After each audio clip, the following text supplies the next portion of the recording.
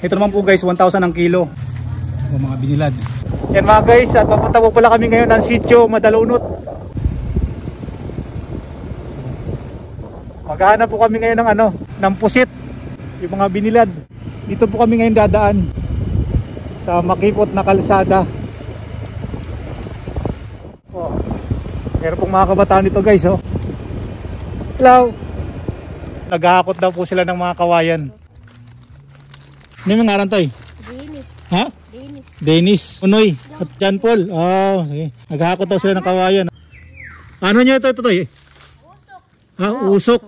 Usok daw nila guys, yung mga kawayan. Kahit tanghaling tapat, nangangalakal pa rin sila guys. Dito po yan sa papunta ng sitio Madalunot. Kapindaanan. Yan, nagbabay pa sila. At yan mga guys, magpapatuloy na po tayo sa ating biyahe.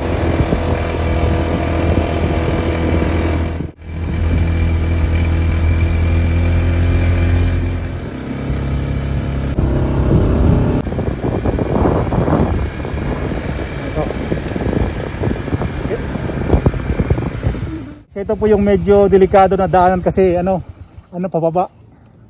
Dadaan po tayo dito. Yan po.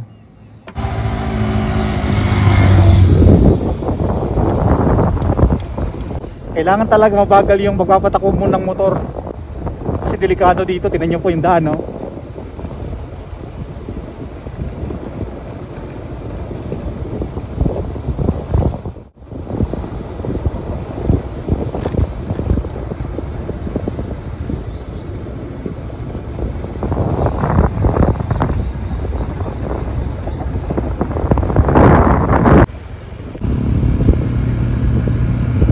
At andito na po tayo guys sa may Barangay Ibol. At dito po papasok.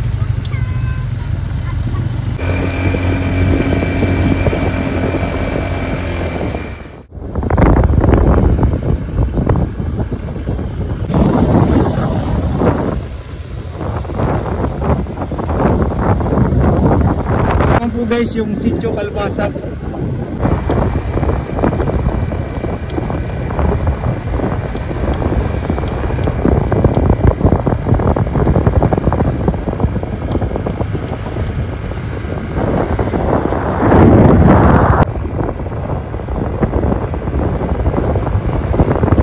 Sitio Madalunot, Barangay Pangdan. Dito po tayo ngayon dadaan guys. Dito rin kailangan nating mag-iingat at dahan-dahan lang kasi na po ito, pababa yung kanilang daan.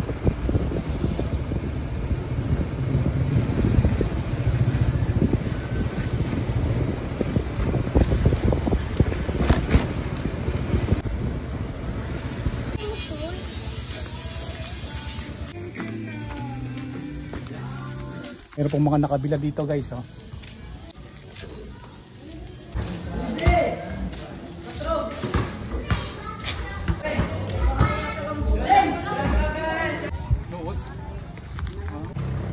Ayan mga guys, dito po tayo ngayon sa tabing dagat. Meron pong mga ilang kabataan doon na naliligo.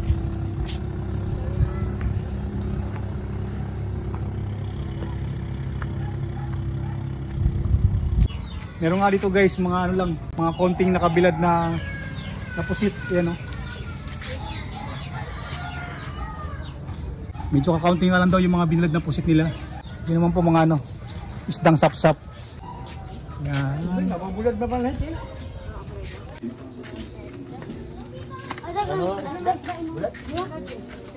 Meron naman pong tinda dito sa atin guys, mga iba't ibang klaseng binilad na isda. Tignan naman po natin guys kung ano-ano yung mga ito. Meron nga din siya dito binilad na tangigi. Sabi nga ni ate, masarap daw po itong ulam lalo na ngayon. Buti na nga lang daw at medyo maaraw na. Hindi kagaya nung mga nakaraang linggo ay talagang maulan. At teka, meron din po pala siyang tindang pusit. Merong malalaki at meron ding maliliit. Yung malaki ay 1,200 at yung maliit naman ay 1,000. At napakasarap din daw po nitong ulam lalo na kapag pinirito. Sabi nga rin ni ate, medyo mura pa daw ito kumpara sa iba. Tignan naman po natin guys yung pagkakaiba ng kanyang mga tinda. Medyo may kalakihan, 1,200 ang kilo. Ito naman po mga medyo maliliit ay 1,000. Guys, at pauwi na kami. Ito po pala yung aming nabili, oh. Binilad na isda. Yan. 50 pesos namin nabili. Yan, oh.